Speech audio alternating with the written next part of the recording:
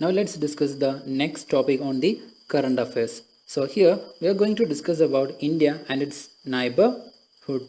So let's get into the discussion. So the article states that the neighborhood first. So the article discusses about the India's neighborhood relation and some of the changes that is happening in the recent time, especially with regard to Maldives, Pakistan, Afghanistan, etc.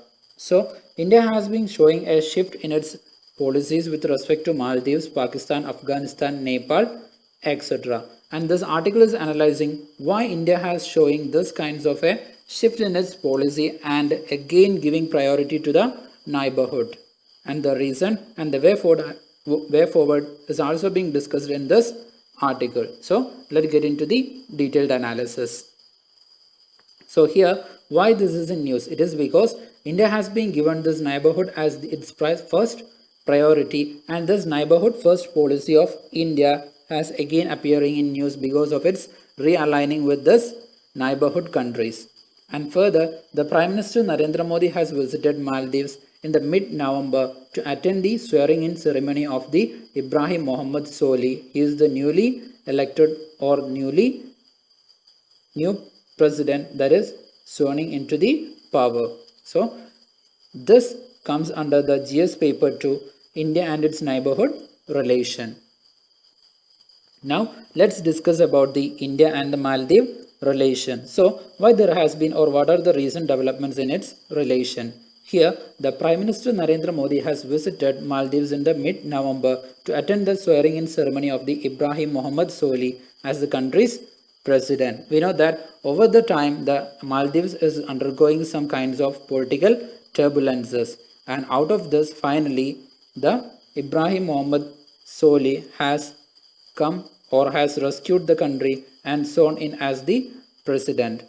And why it is significant? So the visit is significant because this was Prime Minister Modi's first visit to Maldives and the only country in South Asia he had not yet visited, and it is because the Maldives has been undergoing some kinds of political turbulences, and the earlier president has punished or has put some of its opposition leaders under bar. So here he has not visited this Maldives over the tenure, and it is first time he is visiting the Maldives, and it is also a visit by Indian Prime Minister to Maldives in the last 7 years. So why PM visited Maldives? So why PM doesn't visited Maldives in the earlier? It is because in 2015 the Prime Minister has decided to visit the Maldives, but he has cancelled his travel plan abruptly to register a strong protest on the treatment of the opposition leaders there in that time. And further, the India's soft power policy with respect to the Maldives relation. So here you should be remembering about India's soft power policy and how India is utilizing or using it in neighborhood relation. So here in Maldives, when the emergency was declared by the previous regime, Abdullah Yamin, the New Delhi has made no attempt to threaten him militarily despite expectations of domestic commentators and Western diplomats. So India has stayed away from directly interfering with the Maldives administration, even though the Yamin has been moving close towards China and which is threatening the India. India has stayed away from interfering in the internal democracy or the internal political system of the Maldives. This shows India's soft power towards its neighborhood. And further, when Mr. Yamin went further denying visa to thousands of Indian job seekers, naval and the military personnel stationed there, the New Delhi's response was to say that every country has right to decide on its visa policy. So this also shows that India is giving more priority to the sovereignty and it is respecting the internal issues or the internal developments of each country. Now let's discuss specifically about India-Nepal relation and some of the recent development. So in recent times with Nepal, the government's moves were a clear turnaround from the tough love policy since 2015 blockade. So over the constitutional crisis, there has been a blockade between India and Nepal. And India is, after this 2015 blockade, energy blockade, so India is taking a first-hand step in order to engage with Nepal for the first time. And further, the government seemed to want nothing more than to usher the Prime Minister KP Soli out of power during this 2015 blockade. And this has been arised out of the constitutional formation in the Nepal. And further, in 2018, when this Sharma Oli has been re-elected and came to power, despite his anti-India campaign, the Modi government wasted no time in reaching out to him, and in a highly unconventional move, the Prime Minister or the India has dispatched External Affairs Minister Sushma Swaraj to Kathmandu even before Mr. Oli has been invited to form the government. So, even though India is having a difference of opinion with Mr. Oli, India has undergone a strong engagement with the Oli government once he has been elected into power. And this is also because India is respecting the interest of the Nepal.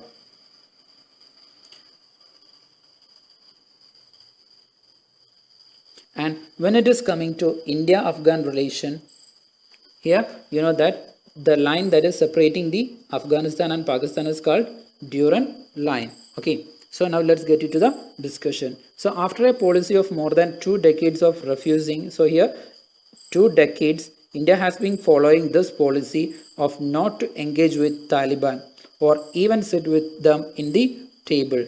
But in November, India has sent envoy to the Moscow's conference on Afghanistan, where the Taliban representatives were present. But India has stated that these representatives from India are non-official.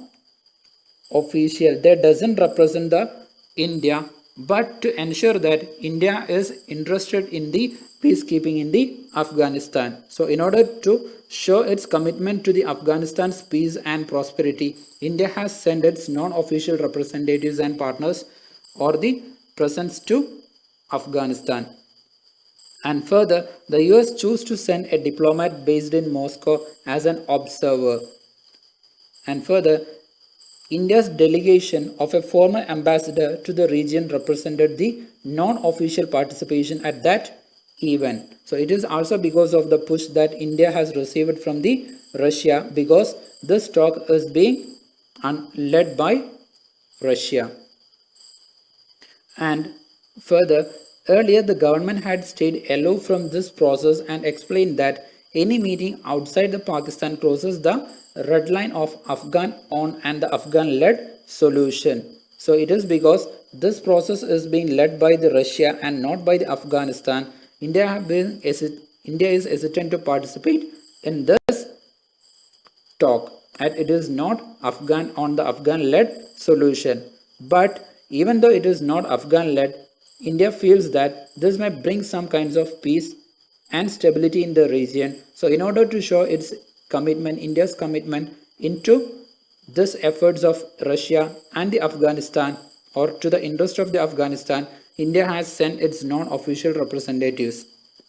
While the change in the position was eventually achieved by a high-level outreach by Russian government, which has projected the conference as a big diplomatic success. And further, India's participation had been nurtured by the President Ghani himself, and the Afghan President Mr. Ghani had stressed that the Islamic State and the foreign terrorists were a problem in Afghanistan as opposed to the Afghan Taliban. So apart from this Afghan Taliban, the new threats are emerging from the Islamic State and the foreign terrorists, which is being rooted in the Pakistan. So this is creating a new and emerging threats in the Afghanistan, which has to be addressed in the first hand. So in order to address this, now the Afghan government is cooperating or talking or conducting a dialogue with Taliban. And the talks with them had the support of the Afghan people. So India is interesting, or India is respecting this interest of the Afghan people. Then whatever India's reservation may have been about the Taliban, the Modi government eventually decided to extend its participation to the Moscow event. So this is the reason why India has been shifted from its decade-old policy of not engaging with terrorist group. So this may come in the examination because India has been taking the stand that terror and talk won't go together. So why India has sent its non-official members to take part in a talk with this terror group? So you should be answering this question from this perspective of India's soft policy and the diplomatic relation with Afghanistan and its commitment to international peace and prosperity. Now let's discuss about India's relation with Pakistan. So the government of India has sent two union ministers to Pakistan this week to join the Prime Minister Imran Khan for the groundbreaking ceremony for the Kartarpur corridor. So this corridor has been recently in discussion because of India and Pakistan has been jointly decided to open this, and this Kartarpur is a pilgrimage corridor. So you should get to know about this Kartarpur corridor for your prelims exam also. Sorry. So as a part of this large patterns of softening towards its neighborhood, India has sent its representative to discuss about this Kartarpur corridor. So why this is a concerning or why this has been considered as a shift in its policy? It is because no Indian minister had visited Pakistan since the Uri attack in September 2016 and after the cancellation of foreign ministers talk at the UN this year. So India has also shown a shift in its policy towards Pakistan this time.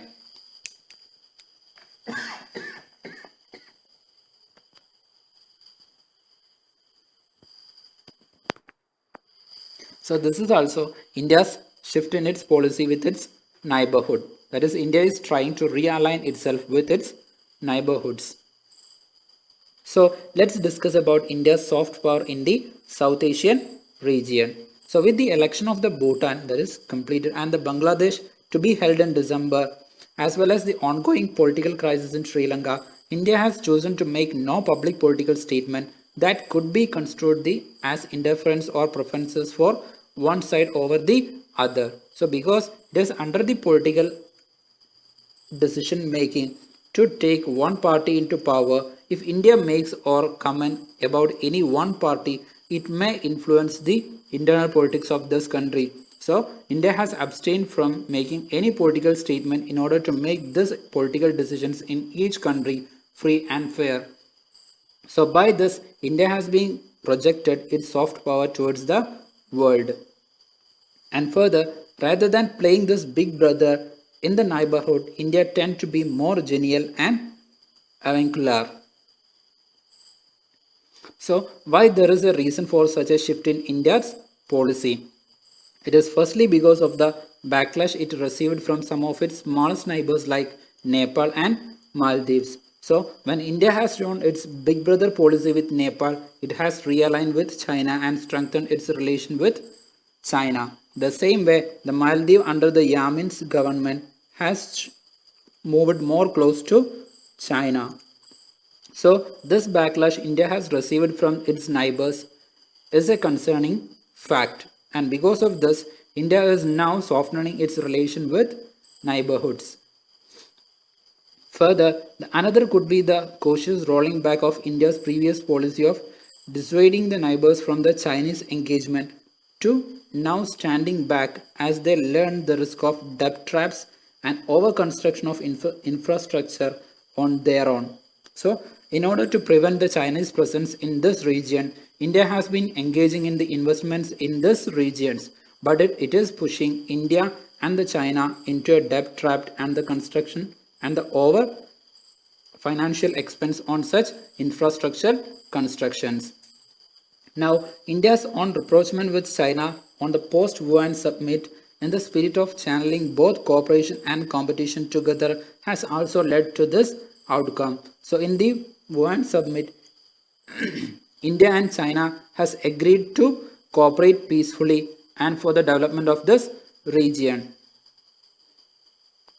Now let's discuss about some of the challenges and the concerns that is related to the soft power policy. So it must be stressed, however, that the retreating from an aggressive position must not give the impression that India is retrenching within the region and opening a space for US or China that are the rivalries to play out in the own backyard, which means that if India is staying away from its neighborhood like Maldives, Afghanistan, Pakistan, or in Bangladesh, etc., also in Sri Lanka, it gives a space for China to directly engage with Bangladesh, Sri Lanka, Maldives, Pakistan, and Afghanistan. This will increase the Chinese presence all across India's border. So, in order to avoid this, India will strengthen its relation with these neighborhood countries. And also, the most obvious reason for the government's neighborhood policy shift of 2018 that resounds closer to the neighborhood first articulation of the 2014. So in 2014, when the new government came to power, it has given more emphasis into the neighborhood first policy and invited the national representatives of the neighborhood in order to attend the ceremony of the prime minister. And again over the year, when the India is moving to the 2019 election, India is realigning to this earlier policy. So the article states that this realigning or this shift in India's policy is primarily motivated because of this political gain of the 2019 Lok Sabha election. And this leads to the question, is that the new policy simply a temporary move or a more permanent course of correction, which means it is a neighborhood 2.0 or merely a neighborhood 1.2.0, which means is there only a part of this earlier policy or a new shift from the side of India. So also in this discussion there are some topics covered, which is Wuhan Summit and the Vivah Panchami festival and the India-China relation. So these topics also you should be covered from internet or from the daily current affairs which is provided by the collector bro. So because these topics are very important with respect to your prelims as well as mains examination, especially the Wuhan Summit and the Vivah Panchami festival that is going to happen in the Nepal and the emerging or the new developments in India-China relation with respect to Wuhan Summit and its future. So with this, we are coming to the conclusion on to Collected Pro online classes. So today is 1st December 2018 and we will be discussing the news that's appeared in the today's The Hindu newspaper. So the first news that we are going to discuss is the fake news and its impact on the election. So let's get into the discussion. So this is the news that is appeared in the Hindu newspaper. So the article reads that the fake news affects voting behavior in a big way. And this is an article or this is an interview that is conducted with the outgoing Chief Election Commissioner. And he has presented his various views regarding the recent electoral reforms and the various issues that the Election Commission is facing in recent time. So the article discusses about some of the challenges during his tenure as the Chief Election Commissioner, and he also discusses about some of the series of measures that is particular to the electoral reforms that he has taken during his tenure, and also it discusses about the campaign financing that has been a major issue in recent time. In order to address this campaign financing, the government has introduced few reforms like electoral bonds, and there is also an ongoing discussion on the state financing or state funding of the election. So this interview also mentions about this campaign financing. Then also it stresses on the needs of the technology. We know that in recent times the technology has been emerging and the virtual world that is created by this technology is having some kinds of influences on the real world. So nowadays the political parties has been using this virtual world and the social media for influencing the voters and spreading the fake news. This is creating and it is affecting the voting behavior and the pattern. So it also discusses about some of the challenges that is posed by this advancement in the technology. And in recent times, the Election Commission has conducted or has interacted with the Google and the WhatsApp in order to curb this fake news that is being spreading in the social media.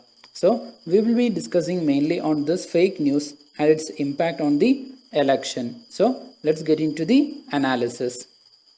So here, why this is in news? It is because the outgoing Chief Election Commissioner says that the Commission is working on a robust mechanism for conduct on the social media platform, that is Google and WhatsApp. And apart from that, the Google researchers has recently released a report which warns India of its fake news epidemics as election approaches. We know that the 2019 election is going to be held in few months, and in 2014 election the social media has played a crucial role in election propaganda, and that has influenced the voters' behavior.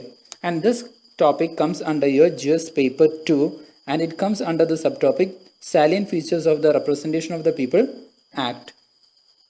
Now let's get into the details. So here, first of all, we are not just sticking to the Hindu newspaper. We will be also collecting some of the data and the figures in order to support the statement from the other relevant sources also, and we will be including those relevant data here. So let's get into the analysis. So here, the India and the fake news. So in India, there is a strong culture around using this WhatsApp. Nowadays, we are using this WhatsApp and other kinds of social media in order to interact with our friends, family, and without any border, we are interacting with different communities. And this WhatsApp is one of the key platforms where this disinformation is spreading in India. And this has been revealed by the study conducted by the Oxford research team. And India is being ranked as top country in the fake news spreading. Then further, during this 2014 election, when social media was first emerged as a pivotal campaigning tool for Indian political parties, the leading political parties has accused of birthing internet trolls and fake photos forwarded through the social medias in order to influence the voters and to create a sentiment in the voters to vote for their political parties. And in run-up to the upcoming election 2019 also, we are expecting a more and a rigorous efforts in the social media to influence the voters.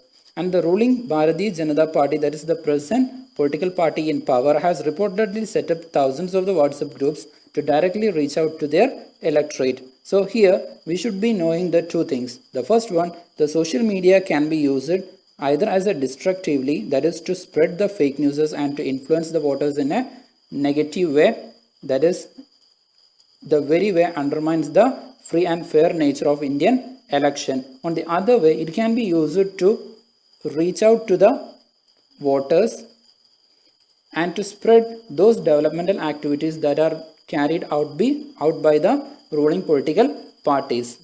So when it comes to this way, it will be a constructive way of interacting with the voters and it strengthens the democracy. And on the other way, when it is used to spread this fake news, it undermines the democratic process. So you should be keeping this point in mind, and you cannot go to directly criticizing the use of social media. So only when this social media is being used for spreading this fake news and spreading the communal violences, then only it becomes a threat to the democracy and free fair nature of our election. So you should be having a difference or a distinct view regarding this too, and you should be forming a biased opinion if any question comes on this topic. And further, even during some state election this year, the WhatsApp reportedly honored rampant misinformation from multiple political actors. Then the chatting app isn't the only source of the fake news in India. Apart from this chatting app like WhatsApp, the social medias like Facebook, Twitter, etc. are also being used to spread the fake images and the fake news. And on the Twitter, the researchers discovered evidences of political parties using bots and to boost their followers count or to retweet, like to share content that supports their campaigns. So when their counts or the retweets increases, the people believes that this party is getting more political support because of their developmental agendas or the development that they have brought. And in order to create such a sentiment, they are using the false or the malpractices. And further, the automated accounts allows you to reach more audience, which means the political parties is using this automated account to reach more audiences, and if they can generate this trend, then that generates a truth. That is, even if they are using this social medias in order to create a positive sentiment or to cover up their faults or their failures and to create or to project it as a truth or as an achievement. Now let's discuss about few of the challenges or the concerns that is regarding the fake news and its impact on the election. So this weaponization of the social media platforms like WhatsApp to spread the fake news will gather momentum as India enters an election year, that is in 2019 Lok Sabha election. Then the number of countries that witnesses this cyber troop activity, formally organized social media manipulation campaigns by a government or a political party, has already raised to 48 from the 28 last year. We know that the largest democracies like US, India, etc. are facing this threat from the fake news. And we have seen that how this fake news is influencing the elections of this democratic countries. And further, in India, like in the 38 other countries included in the study, this cyber troop activity is especially tied to elections, and this emerges only during the time of election. And during this time of election, they also brings up with the communal hatred messages and spreading the fake news and to create a communal hatred in order to influence the voters. And during these times, the religious issues become more relevant and is more discussed in the social medias. And further, the article or the study also shows that the researchers found the evidences of the political parties spreading propaganda on the social networks during the election or referenda. And further, there is a challenge of spreading this communal hatred and the violence. The political parties may be doing this in order to win their election. But even after this election is over, this communal hatred and the violence that is created in the society still remains. And this in very way undermines the integrity and unity of our country. And also, this is against the constitutional values and principles. And apart from this, it radicalizes the mind, and that leads to the spread and growth of terrorism, left-wing extremism, etc. So with this, we are coming to the conclusion of today's news analysis. So here is the practice question for your mains examination. So the question states that there is a need for use of technology to address the issues related to data security and counter electoral malpractice measures. In what ways will technology impact the electoral process? How it can be addressed? So here the first statement gives that there is a need or there is a surge in the data security and the counter electoral malpractice measures that is emerging as a threat. So in what way this is influencing this technology and the electoral process? So how this kinds of the emergence and development in the technology is going to influence the electoral process and how we can address these challenges. So with this, we are coming to the conclusion of this news discussion. So let's discuss the next topic on the current affairs. So next we are going to discuss about the India-European Union relations. So let's get into the article. So this is the article that is appeared on the today's newspaper. So it states that together in an uncertain world. So what is this uncertain world? We know that in recent times there is the Brexit in the news and the Britain is exiting from the European Union, and this is going to impact this European Union and the Britain alike. So this article is talking about or discussing specifically related to European Union and how the post-Brexit time the European Union is going to realign itself with India. So in the post-Brexit time, how India-European Union relation is going to be formed. So here the article also states or also makes a comment on the history of the Indo-European Union relation and some of the emerging challenges or the fortunes, then also the future of the Indo-European Union or India-EU cooperation. So let's get into the discussion. So here, why it is in news? It is because in last week we saw that the European Union has released a strategy on India after the 14 years. So this strategy is a mechanism that is released by the European Union to realign itself with the India.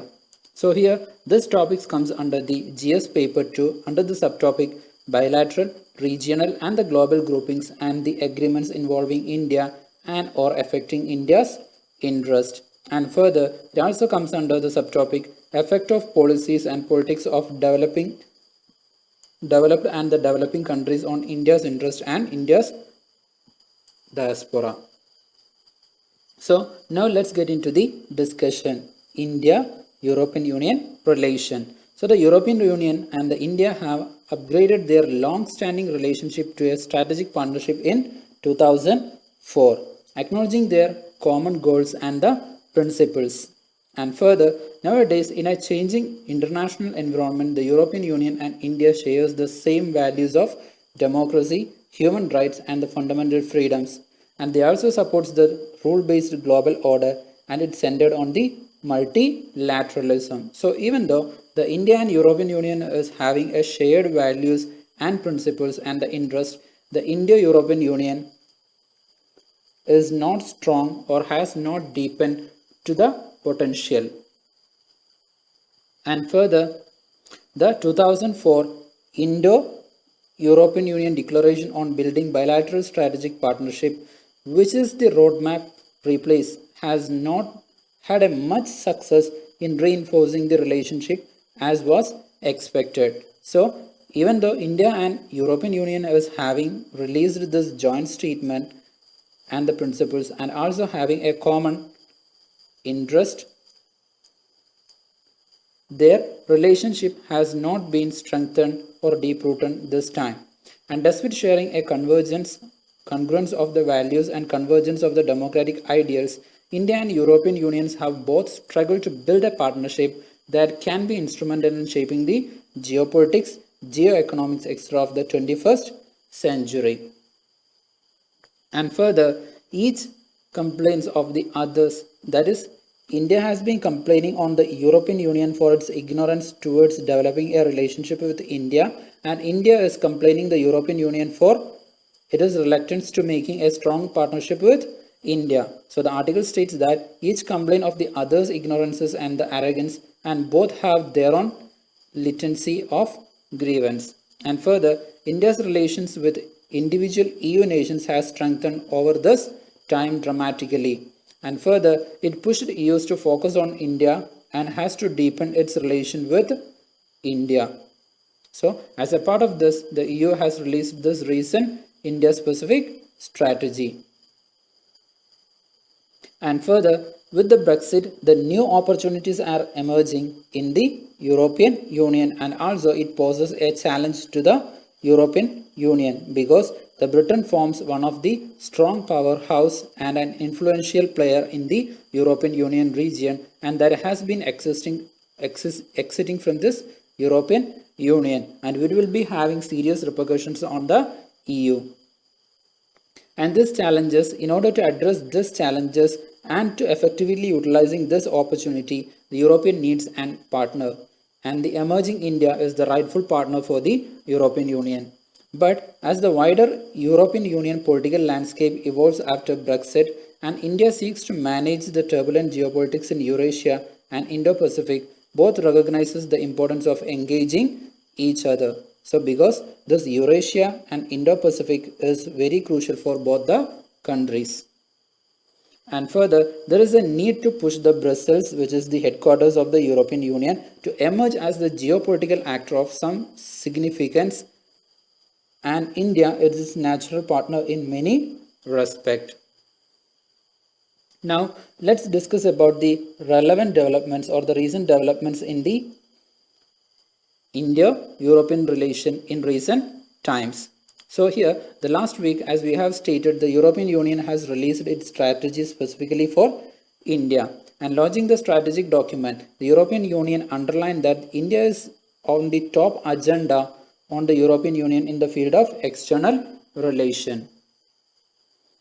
The article also states that the strategic paper reflects that the European Union has taken India's priorities very seriously. So here the European Union has taken a proactive step or has taken the first hand to engage with India. So India has to reciprocate this to European Union in order to strengthen their cooperation and relation. Then the new document is sweeping in this scope and lay out the roadmap for strengthening the India-Europe or Indo-EU partnership, which has been adrift for a while in the absence of clearly articulated strategy. So over the 14 years, there were no such a well-formed or a articulated strategy between India and European Union engagement. So now we have this well specific objectives and articulated strategy which can help India and European Union both to strengthen their relation. Also, the new strategy underscores a transformative shift in Brazil's vis-a-vis India and talk of the key global developments in areas that needs to conclude a broader strategic partnership agreement, intensifying the dialogue on the Afghanistan and Central Asia, and strengthening the technical cooperation on fighting terrorism and countering radicalism, then violent extremism and terrorist financing. We know that in recent times the European countries like France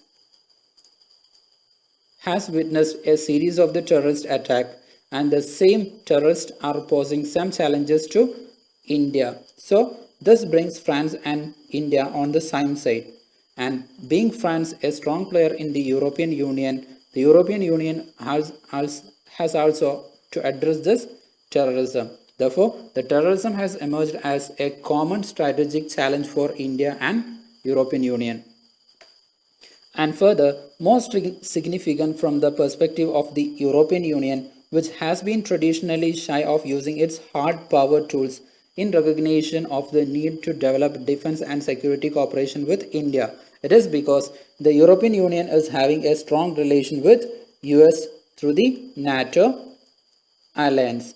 As this European Union is having a strong partner here as the US, so it has been reluctant in deepening its hard power or a military or the strategic relation with India. But in recent time, the US is also having some kinds of inconsistencies in its policies, especially under the Trump regime. This also concerns the European Union about its security and the strategic interest. So the NATO is not more relevant for the European Union to secure its interest. Therefore, it is realigning with the partners like India. Now, let's analyze some of the factors that is bringing India and the European Union together. And there is a widespread disappointment with the trajectory of the Chinese evolution. So China is evolving as a market economy and is exporting, or through its economic might, it is expanding its presence in the Asia, Europe and in the Afghanistan. So this is impacting the growth and the export potentials of both European Union and India. And further, the Trump's administrative disdain for its Western allies is highly disruptive. This also concerns the European Union. And at a time when the India's horizons are widening beyond the South Asia and the Indian Ocean region, the Brussels, that is the European Union, is also being forced to look beyond its periphery. And further, the European Union will be part of the International Solar Alliance, which is led by India and has invited India to escort the World Food Programme vessels to transport food to Somalia. So, the European Union has become part of the India's effort, and it has invited India to be part of its initiative to eradicate the poverty in the Somalia. And the two have been coordinated closely on the regional issues also. Now, let's discuss about the way forward. That is, how India has to reciprocate to the European Union relation, and India and European Union, how they have to strengthen their relation. Then, the new India strategy document unveiled by the European Union therefore comes at an appropriate time when both have seriously recalibrated their partnership and their partnership capacities. And merely reiterating that India and European Union are natural partners is not enough. So we have to act upon this and to deep root in order to fulfill the natural partners objectives and the prosperities. Then there are areas outlined in the documents from the security sector cooperation to counter terrorism and regional security, and we have to focus on this to develop a strong relation and a trust and cooperation between India and European Union.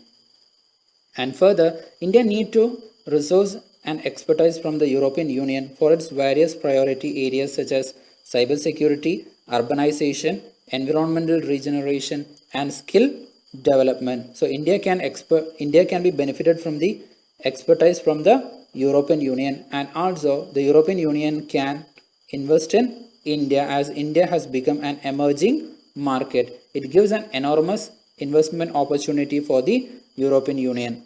Also, as the European Union shifts its focus to India, the New Delhi should hardly reciprocate the same. In the past, India had complained that the Brussels does not take India seriously. But now, the European Union has come with its welcome and towards India, and India has to reciprocate it in order to deepen its relation with European Union. So, with this, we are coming to the conclusion. So, in order to get the daily notes and the current affairs, you can join to this Telegram channel.